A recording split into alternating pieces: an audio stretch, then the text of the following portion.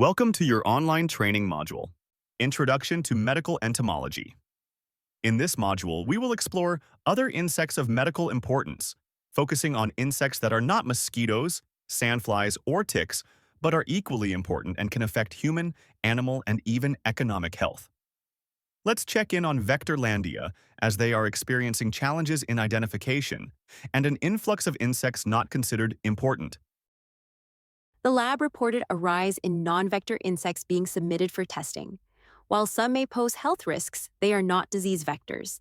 The One Health Committee will catalog these insects and launch an awareness campaign to educate the community about their potential dangers. Let's begin by revisiting the term vector. In entomology, a vector is a living organism, typically an arthropod such as an insect or tick, that transmits pathogens from one host to another.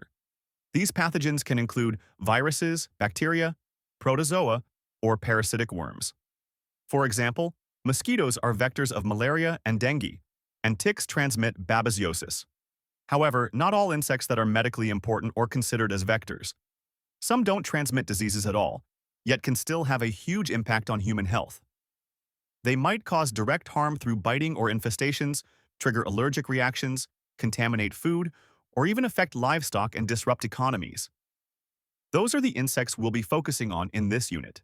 Let's look at the general life cycle of a fly. Since several medically important flies can transmit myiasis, which is a larval infestation on human or animals. The female fly lays its eggs on suitable organic matter, often decaying material or in some cases the flesh of human or animals. The egg hatches, and the larva, commonly called a maggot, feeds on the tissue of its host and grows rapidly. It then forms a pupa, a resting stage during which metamorphosis occurs. Finally, the adult fly emerges, ready to reproduce and, in some species, interact with other humans or animals. This life cycle is considered as a complete metamorphosis, meaning they progress through 4 distinct stages: egg, larva, pupa, and adult. Understanding this cycle is key when it comes to managing infestations, because interventions can target specific stages, such as larval control using sanitation or pupal control through chemical means. Now let's look at our main fly, the New World screwworm fly. This insect is infamous for its role in myiasis, the infestation of living tissue by its larval stage. Female screwworms lay their eggs in open wounds of warm-blooded animals, including livestock and occasionally humans. When the eggs hatch, the larvae burrow into the flesh, feeding on live tissue. The damage they cause can be extensive, leading to severe pain, secondary infections, and even death if untreated. Economically, screwworm infestations have devastated livestock industries, especially cattle production, in the Americas. Because of their tremendous impact on countries' economy, the New World screwworm fly was the target of one of the most successful insect eradication programs in history. The program included the release of millions of sterilized male flies into the environment. When they mated with wild female flies, no viable offspring are produced, leading to a significant decline in population. This program eradicated screwworm flies and infestations from North and Central America, a triumph of applied entomology. However, due to disruption in surveillance due to COVID and increase of illegal livestock transport from endemic regions to susceptible nations, we now see an increase of cases throughout the region. Next, let's discuss a pest that has made a major comeback in the last 2 decades: bedbugs. Bedbugs are small, wingless insects that feed exclusively on blood, usually at night when their hosts are asleep. Unlike mosquitoes and other vectors, bedbugs are not known to transmit diseases. However, they are medically important because of their psychological and allergic effects. Their constant bites can cause itching, swelling, and secondary infections from scratching.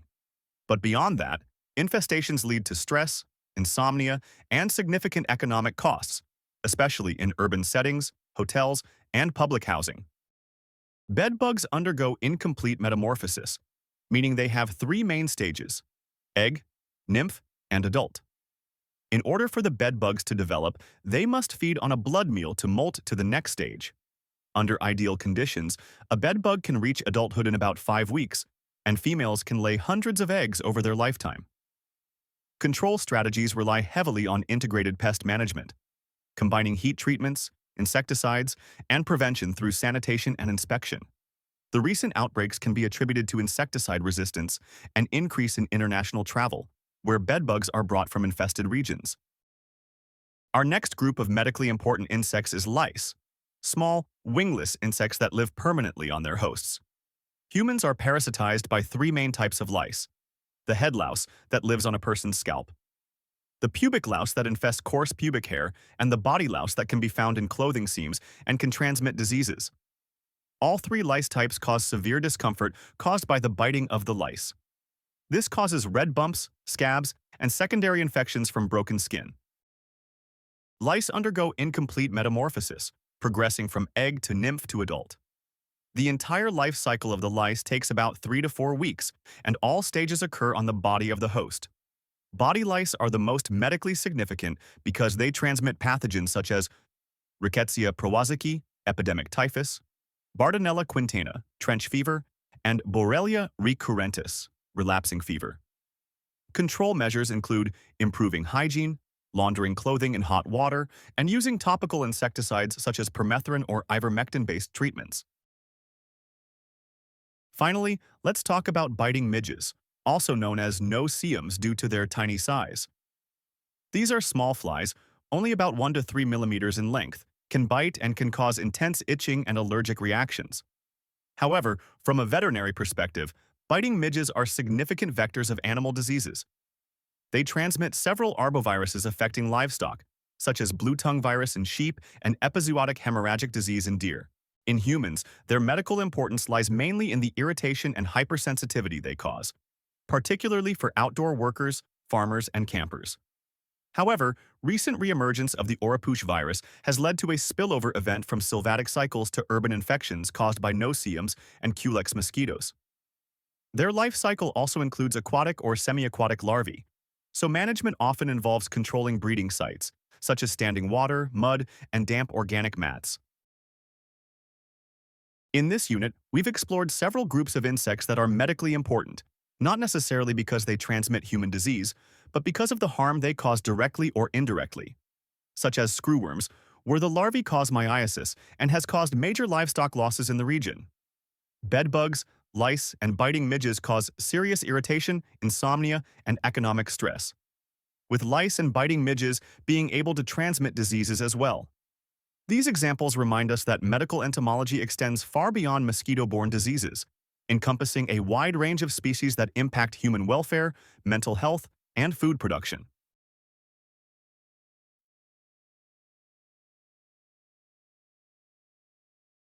I'm a museum specialist at the Walter Reed Biosystematics Unit located in Suitland, Maryland.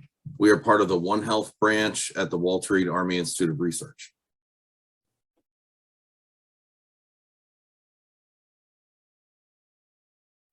Sure.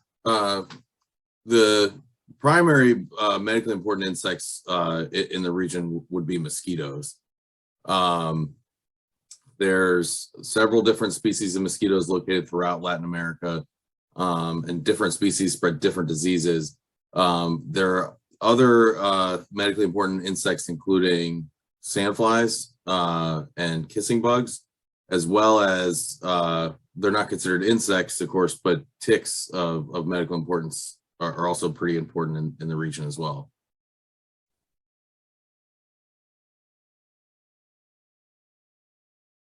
Individuals knowing what diseases are being spread in their area by what vectors can change behaviors and implement other means to protect themselves based on that information. So I think it's highly valuable to know what vector species are in your region and be able to differentiate between them.